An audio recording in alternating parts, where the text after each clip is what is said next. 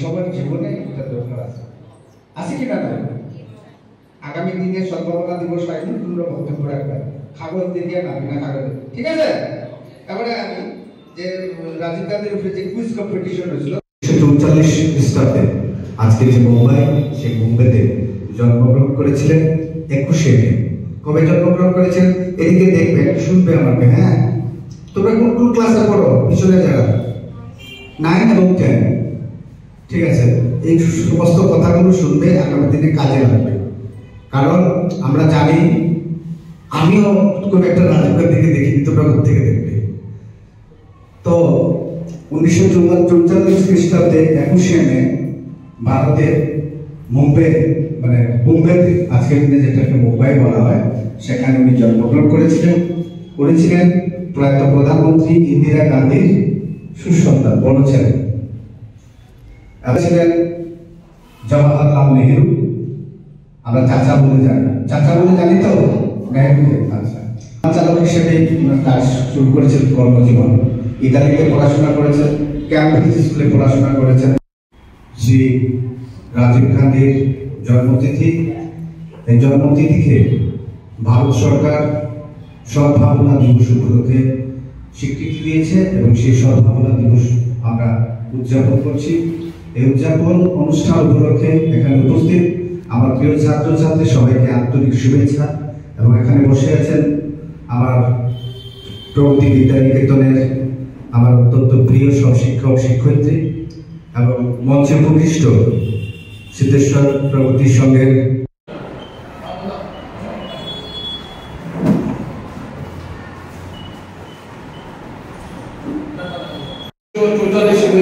জন্ম হয়েছিল। এবং আপনারা সবাই জানেন যে উনি একজন রাজনৈতিক পরিবারের ছেলে হিসেবে উনি যেভাবে নিজের দক্ষতা এবং একজন সফল প্রধানমন্ত্রী বলবো আমি ওনাকে, কেননা ওনার প্রধানমন্ত্রী থাকার সময় উনি যেভাবে কিছু যুগান্তকারী পদক্ষেপ উনি সমগ্র ভারতবর্ষের জন্য গ্রহণ করেছিলেন।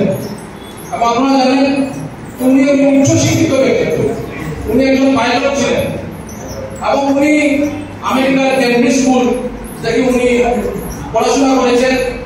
এবং ওনার যে শিক্ষার যেটা মানদণ্ড আমরা যদি দেখি আর কি, তখন অবাক লাগে। কেননা একদম উচ্চশিক্ষিত মানুষ যখন হয়, তখন সমাজের একটা ভালো চিন্তাধারা নিয়ে মানুষ জন্মায় এবং মানুষের ভালো চিন্তাধারা থাকে সমাজের দেশের জন্য কিছু করার, যেটা রাজীব গান্ধী করিয়ে দেখিয়েছেন। ভারতরত্ন পেয়েছেন, বিভিন্ন সম্মানে উনি ভূষিত হয়েছেন। তো আমরা আজকের দিনকে দেখে ওনাকে আমরা স্মরণ করি এবং আমরা মনে করি যে উনি যেভাবে সহজ সরল সাধারণ মানুষের মধ্যে একজন প্রধানমন্ত্রী হিসাবেও উনি যেভাবে সাধারণ মানুষের মধ্যে অতি সহজে গিয়ে উনি মিশে যেতে পারতেন, সেটা আমরা আপনারা ভিডিওর মাধ্যমে দেখেছেন বা আমরাও দেখেছি, যেটা অকল্পনীয়।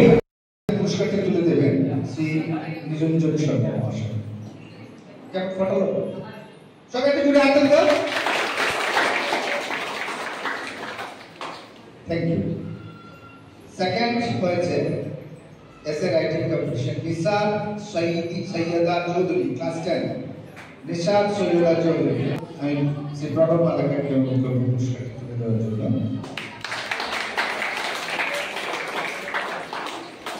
এবং এসে রাইটিং কম্পিটিশনে প্রথম পুরস্কার অর্জন করেছে সপ্তশ্রী নাগ ক্লাস 9।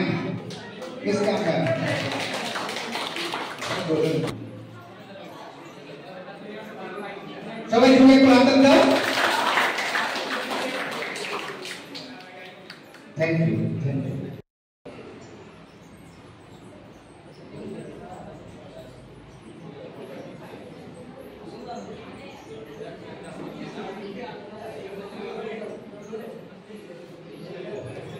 ধন্যবাদ।